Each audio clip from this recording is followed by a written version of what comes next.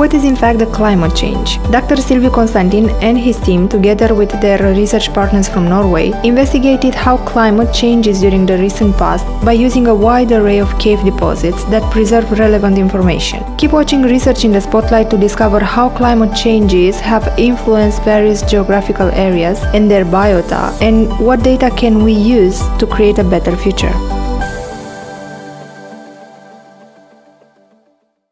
Professor Constantin, many thanks for having us today in your research laboratory. We are talking about caves, and caves can be considered a universe in itself. What kind of information can we find in a cave deposit? Caves are very interesting for the geological history of the land above the cave, because they act as real traps. So what happens when we discuss about the geological evolution of a region? What happens at the surface is that the physical agents like rain and snow and wind are flattening the landscape, and so the proof of geological history is somehow wiped out or erased, or it's kind of difficult to figure out what was the evolution of a region judging from the surface landforms. Caves act as traps, so what goes in cave usually stays in cave. And that's our great advantage when you go in a cave and you find deposits like fossil deposits or sediments or stalagmites. They all tell us some stories about the geological evolution of the landscape above, and they stay there.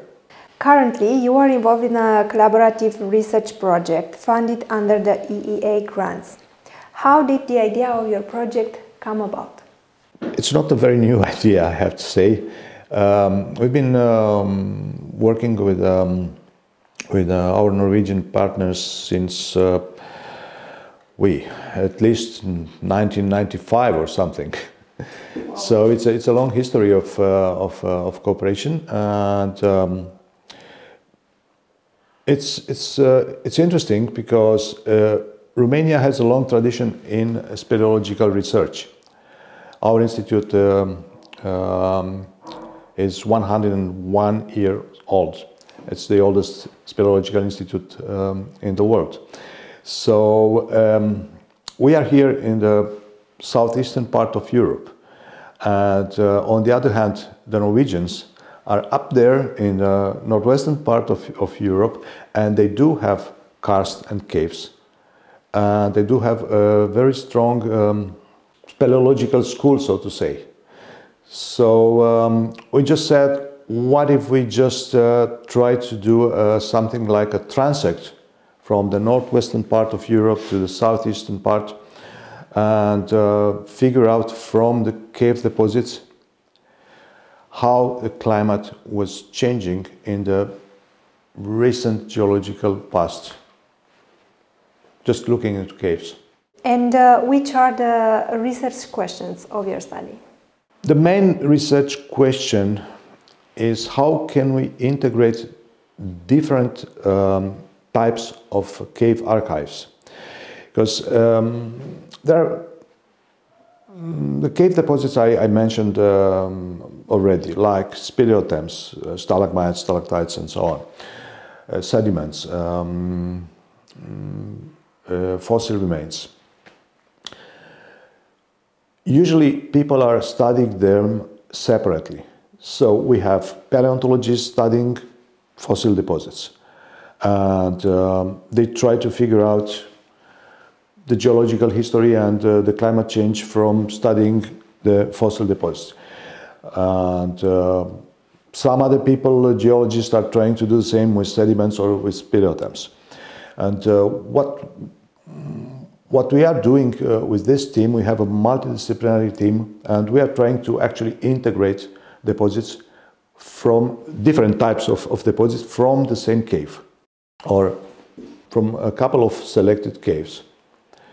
So the philosophy of the project is that if the deposits from a cave tell us something about the climate of the past, then when we put together different types of deposits, they can correlate to each other. That's the main idea. And well, then we have, of course, we have a lot of smaller research objectives because you know, it's the questions come gradually when you during the research. As you discover new things. Yeah, you just get new questions, and then you want to know the answer. And but the main thing, the main objective was to do a transect to see how the climate of the past was changing along northwest-southeast line, and then to fit together different deposits from the same cave. And we are lucky because we have this team where we do have specialists in paleontology and sedimentology and in almost all disciplines. That's why we call the project like a center of excellence in cave research. Dr. Constantin, there are already 2 years since you have started this project. Are there any partial results that you would like to share with us? The results are always partial. That's the fun fact of science. Yeah, that's the fun. So our main results are published papers. We are dealing with a project of basic research. In basic research, the most important is to publish. To publish a lot, to publish fast, and to publish good quality papers.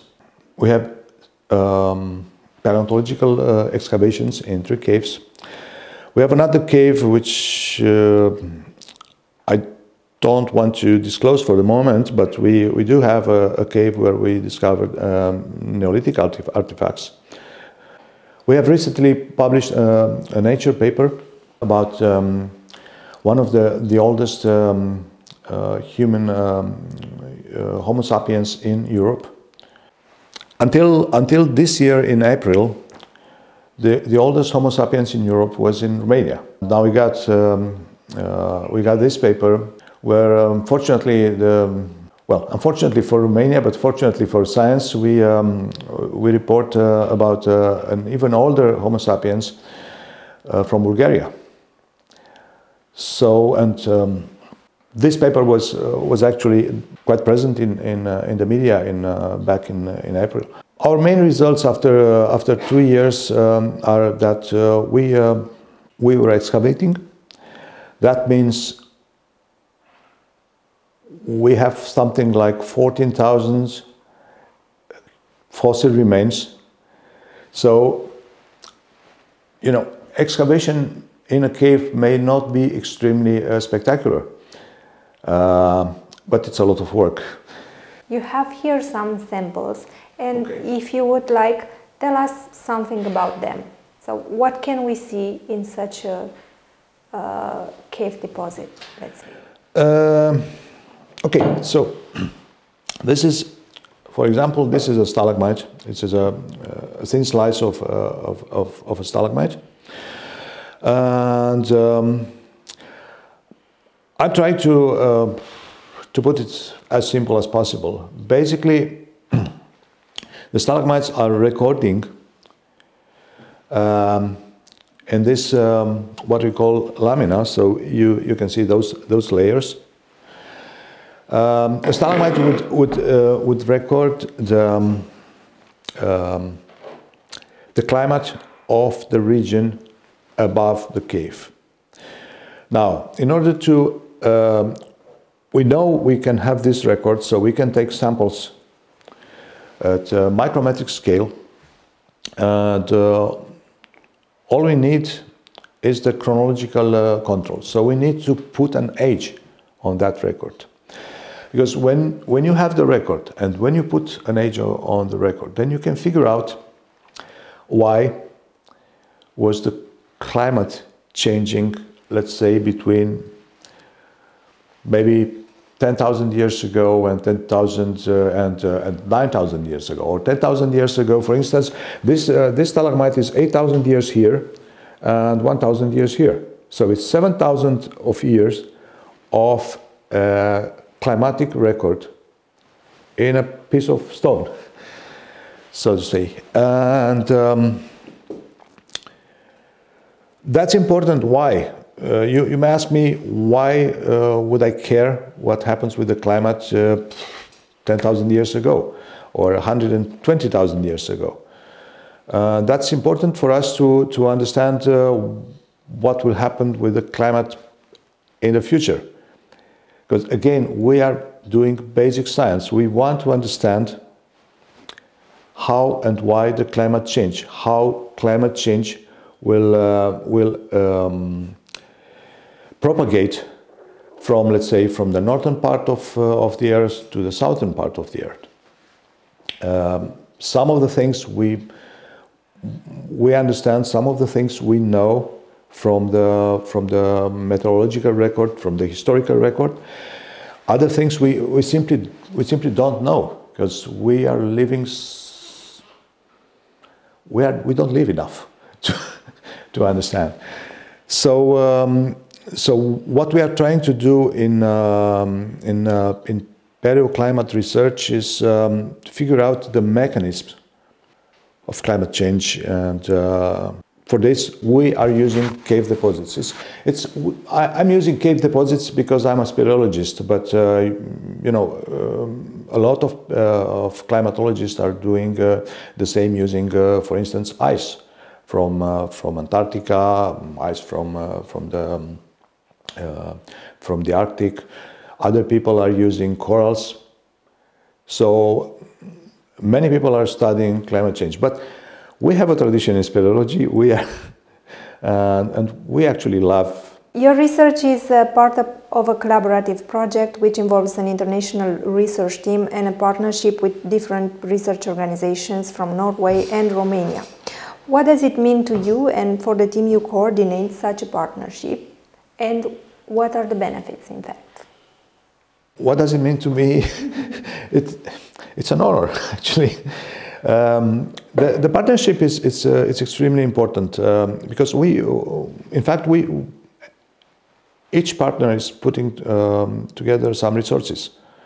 So if I know, for example, if I know that I can do some measurements in Norway, I won't try to do it here, because we have a partnership, and that's it. Our project is built up like a set of projects which complement each other. So we have some of the partners are doing some measurements. We are doing some measurements here. The Norwegians are doing their part there. So that's at an instrumental level, or at the analytical level. That's one thing. The second thing is that they are up there, we are down here.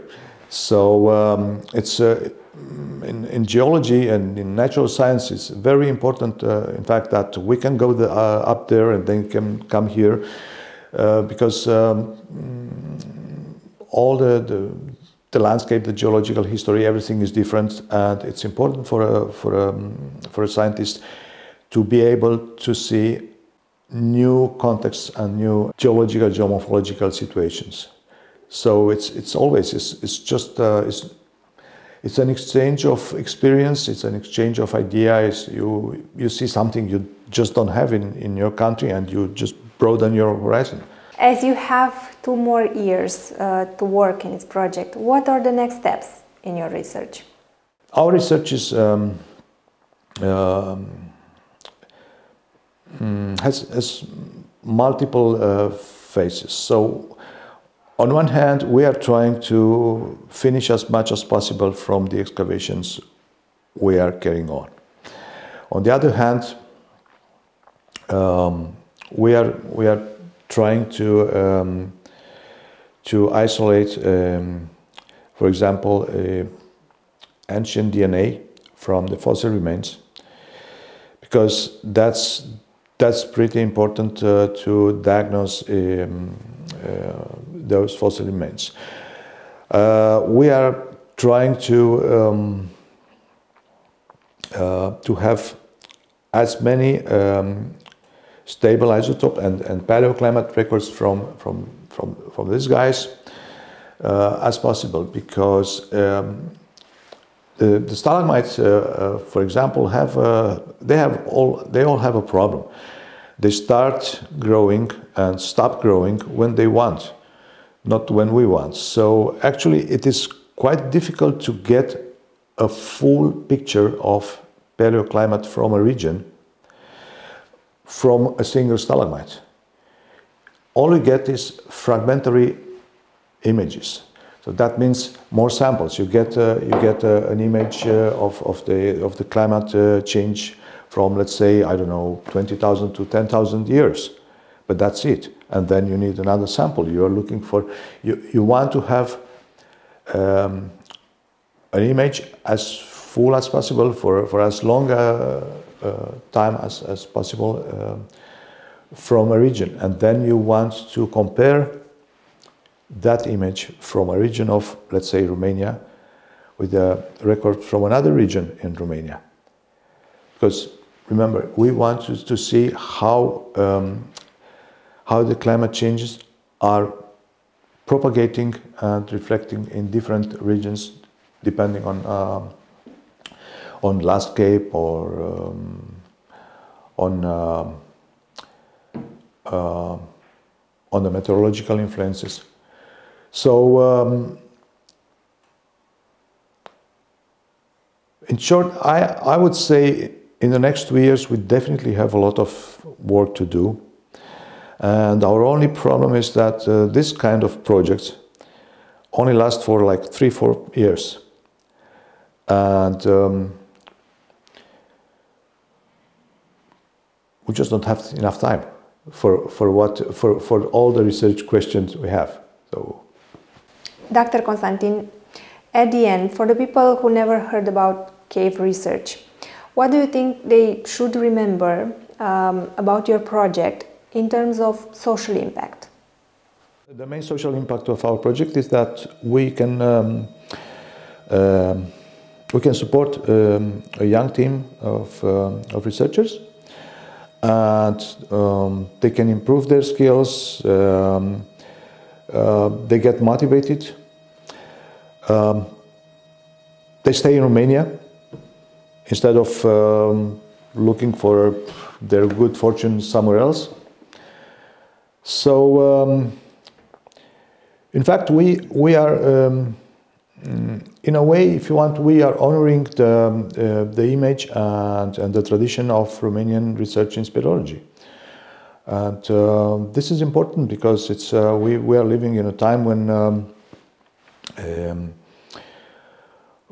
basic science is not so well financed, and we establish, in a way, if you want, a Romanian brand in speleological research, and I'm quite proud of that. Thank you for watching Research in the Spotlight, a podcast for scientists and passionate science people made under the EEA Grants Research Programme by the Executive Agency for Higher Education, Research, Development and Innovation Funding as program operator. Until the next time, like and share this episode if you think science is our key to a better future.